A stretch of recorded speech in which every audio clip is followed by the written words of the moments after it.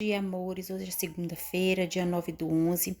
Nós vamos aqui gravar um vídeo de ciências, tá bom? A página é 305 e 306. Mas antes, a Pro vai fazer uma explicação para vocês sobre o assunto. A orientação espacial pela bússola. Como podemos nos orientar em dias nublados ou durante a noite? À noite, podemos utilizar as estrelas ou um instrumento inventado há tempo, que é a bússola. A bússola é constituída de uma agulha magnética presa a um eixo fixo no centro, que funciona como um ímã, e ela gira livremente. Ela é usada para indicar a direção norte-sul com a ajuda da rosa dos ventos. Um desenho localizado dentro da bússola. A rosa dos ventos indica os pontos cardeais, norte-sul, leste-oeste. Ela recebeu esse nome por causa da sua semelhança com a pétala de uma flor. Além da bússola, ela é encontrada em mapas. A bússola é importante para o deslocamento humano. Ela é usada tanto para a simples orientação dos pontos cardeais, quanto para seguir as rotas em trilhas ou em sistema de navegação marítima. Ela possibilita a orientação mesmo em dias nublados durante a noite, pois não é necessário localizar astros no céu. O que é um ímã? Muitas pessoas gostam de brincar com os ímãs ou utilizá-lo para prender papéis na geladeira ou outras placas de metal. Estes são efeitos de materiais que se atraem ou se repelem. Há ímãs naturais, retirados de rochas, e ímãs artificiais, produzidos pelo ser humano em indústrias próprias. Todo ímã tem dois polos magnéticos, o norte, que é o N, e o sul, que é o S. Veja a seguir duas de suas propriedades. Então, aqui está um exemplo das propriedades dos ímãs. A Terra funciona como um grande ímã, porque cerca de 80% do seu núcleo, uma grande esfera, são constituídos de ferro. Portanto, ela tem polos norte e sul magnéticos que podem ser identificados com o uso da bússola. A parte vermelha da agulha da bússola, que é o polo norte da bússola, é atraída pelo polo sul magnético da Terra, é a ponta para lá. Então, aqui, ó, é o polo norte da bússola, tá? É atraída pelo polo sul. Então, quando se usa a bússola, é possível identificar esses pontos na bússola.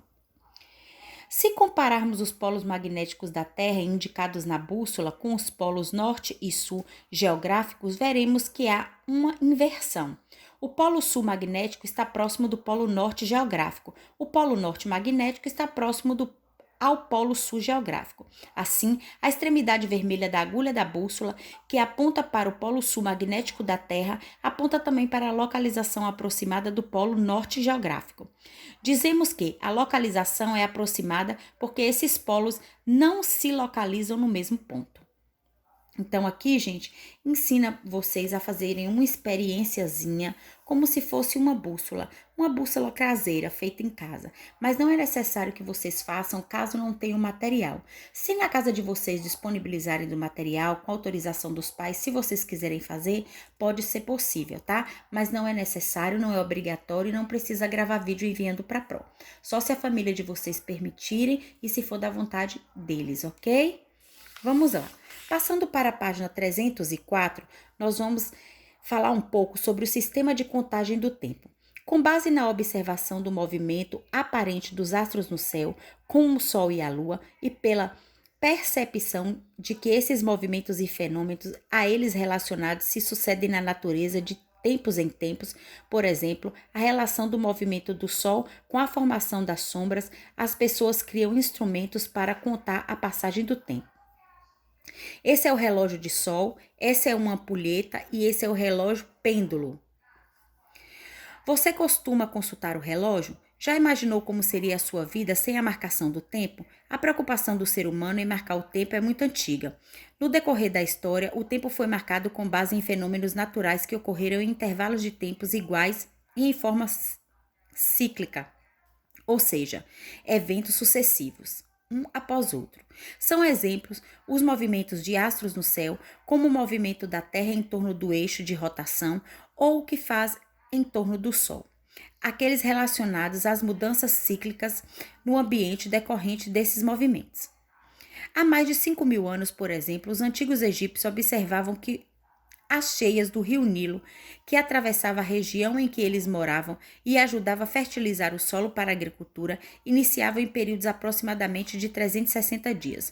Com base nisso, esse povo criou um calendário anual. Calendário é um conjunto de unidades de tempos que servem para medir os diversos períodos de tempo, como o dia, mês e o ano. Cada cultura utiliza determinado calendário, geralmente elaborado de acordo com suas tradições e observações da natureza. Os calendários podem ser elaborados pela observação do movimento dos astros no céu. O calendário lunar tem como base o movimento de translação da Lua ao redor da Terra, que dura aproximadamente 29 dias. E o calendário solar é sincronizado com o movimento de translação da Terra, que dura cerca de 365 dias. No Brasil, utilizamos o calendário gregoriano, que é solar. Ele marca a passagem dos dias, das semanas e dos meses de um ano.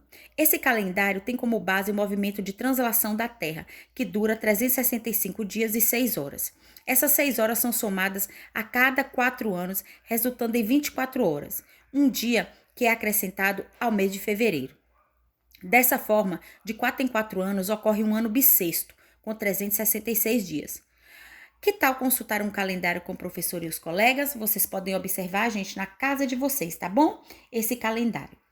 Vamos lá, o calendário indígena. Os astros são muito importantes para a contagem do tempo.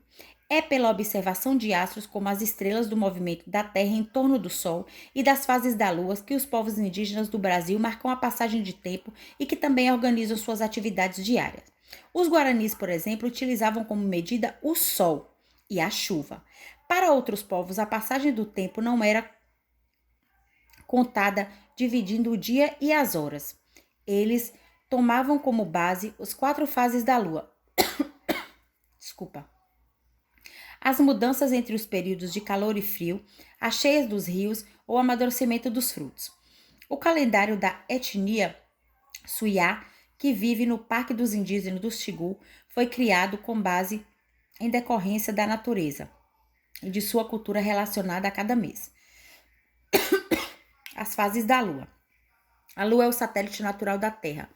Gira ao redor do nosso planeta em um movimento de translação, que demora de 29 a 30 dias para ser realizado, e esse período corresponde ao mês lunar. De acordo com a posição que está em sua órbita, a forma que a vemos no céu muda dia a dia. Essas variações são chamadas fases da Lua. A cada dia, a Lua representa uma fase, e as 4 principais fases da Lua são Lua nova, Lua cheia, quarto minguante e quarto crescente. O período de uma fase para outra demora de 7 a 8 dias. E esse período também possibilita marcar a passagem do tempo. As fases da Lua. Essa é a Lua minguante, essa é a Lua cheia, essa é a Lua crescente e essa é a Lua nova. Vamos lá. Marcação do tempo nas diferentes culturas. Existem indícios que mesmo em eras pré-históricas, algumas pessoas já se preocupavam em marcar o tempo. Na Europa, há 20.000 anos, caçadores escavavam pequenos orifícios e riscavam traços em pedaços de ossos e em madeiras, possivelmente contando os dias entre as fases da Lua. Há 5.000 anos, os sumérios tinham um calendário bem parecido com o nosso, com um ano dividido em 12 meses de 30 dias, o dia em 12 períodos e cada um desses períodos em 30 partes. Há 4.000 anos, na Babilônia, havia um calendário com um ano de 12 meses lunares que se alternavam em 29 e 30 dias, no total de 354 dias. Os egípcios inicialmente fizeram um calendário baseado nos ciclos lunares, mas depois notaram que quando o Sol aproximava das estrelas, estava próximo do Nilo inundar.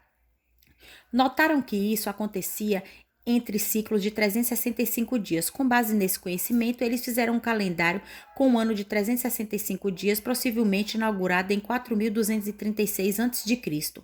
Essa é a primeira data registrada na história, tá? Aqui tem alguns registros que foram dessas histórias que a Pro contou para vocês. Essa é uma pintura pré-histórica, um calendário lunar. Você pode observar a presença de pontos pretos, formando a figura de um cavalo. Esse é o calendário egípcio. Em qual desses calendários há marcação de período de tempo parecidos com o nosso calendário, no que se refere ao dia, hora e minuto? E quais são as diferenças entre eles? Por que, na sua opinião, esses povos criam os calendários? Essas perguntinhas não há necessidade de vocês responderem, mas vocês podem responder e enviar para a Pro, tá? Mas nós vamos fazer mesmo, é a página aqui 307. Na página 307 tem algumas perguntas que têm a ver com todos os textos que a Pro leu para vocês.